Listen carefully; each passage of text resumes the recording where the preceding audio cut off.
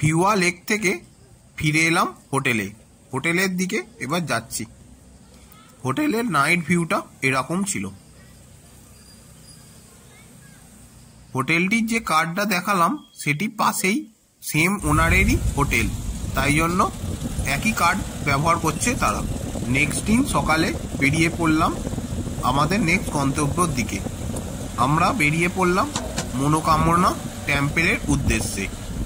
যাওয়ার পথে নানান রকম ভিউগুলো আপনাদের জন্য তুলে ধরলাম।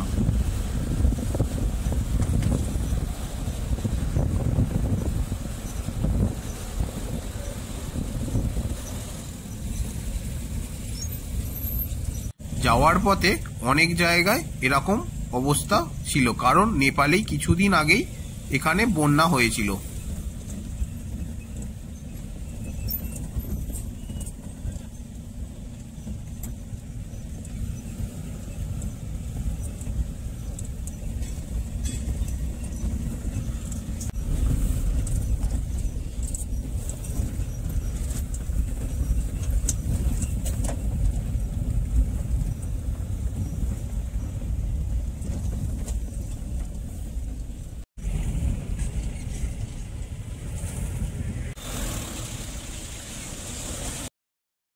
আমরা এবার কিছুটা রাস্তা কালীগণ্ডকী রিভারের সাথে সাথেই যাব।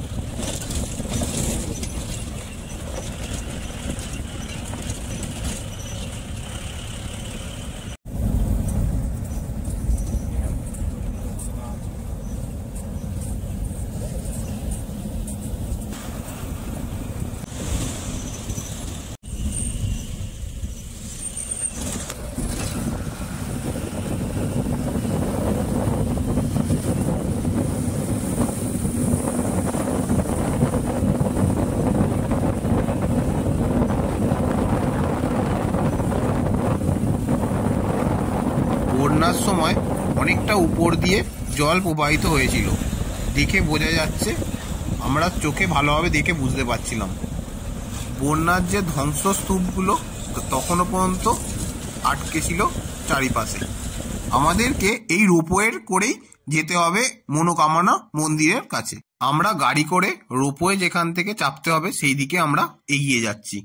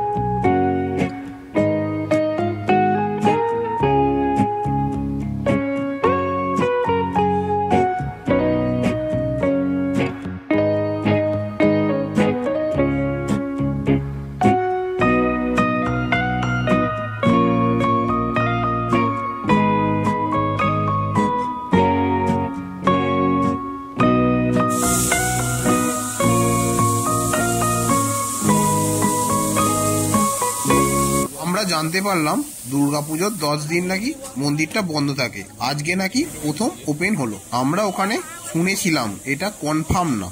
প্রচন্ড ভিড় ছিল সেদিনকে। এই রোপওয়ের টিকিটের ভ্যালিডিটি 6 দিন থাকে, কারণ ওখানে আপনারা 6 দিন থেকে ফিরে আসতে পারেন।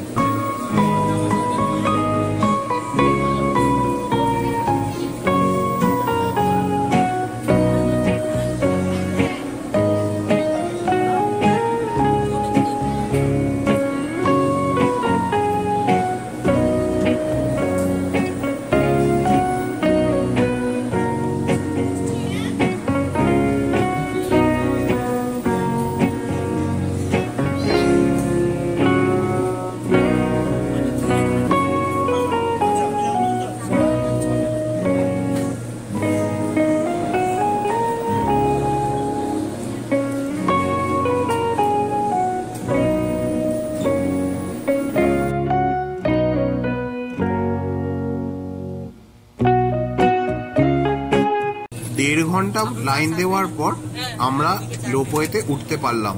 আপনারা যে দেখতে পাচ্ছিলেন, ওঠার সময় ক্যামেরাম্যান ছবি তুলছিল, কারণ যাত্রাপথে কোনো দুর্ঘটনা যদি ঘটে তাদের চিহ্নিত করার জন্য। চলুন দেখে নেওয়া যাক রোপওয়ে থেকে ভিউটা কেমন।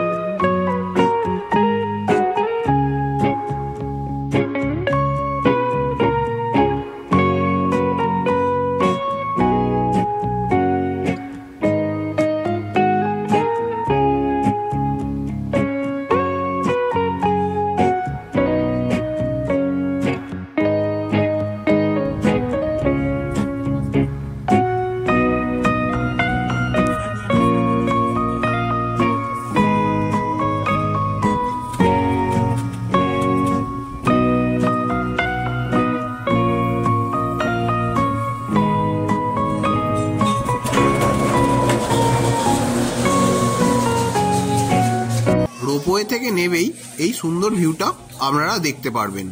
এবার আমরা সবাই এগিয়ে যাচ্ছি মেন মন্দির মনোকামনা দেবীর টেম্পলের দিকে।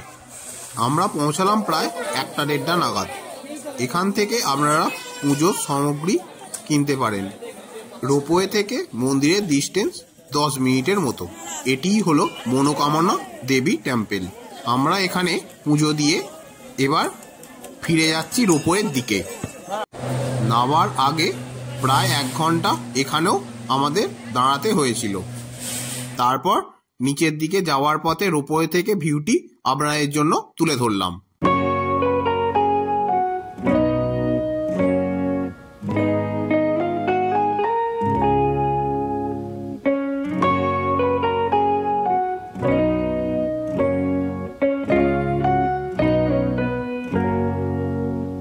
রোপওয়ে থেকে নেমে খাওয়া দাওয়া করে এগিয়ে চললাম আমাদের গন্তব্য উদ্দেশ্যে।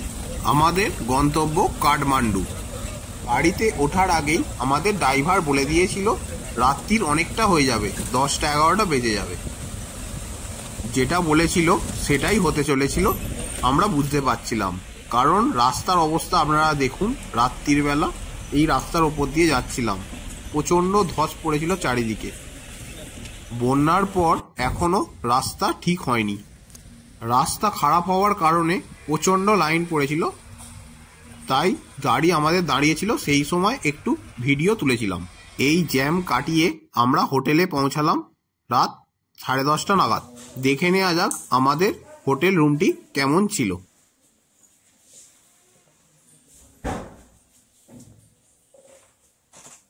ওয়ার্ড্রপ,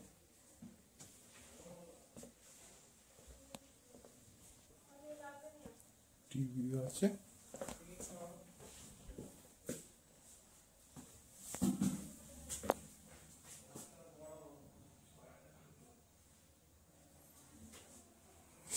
নেক্সট ডে থেকে বেরিয়ে পশুপতিনাথ মন্দিরের দিকে আমরা এগিয়ে যাচ্ছি।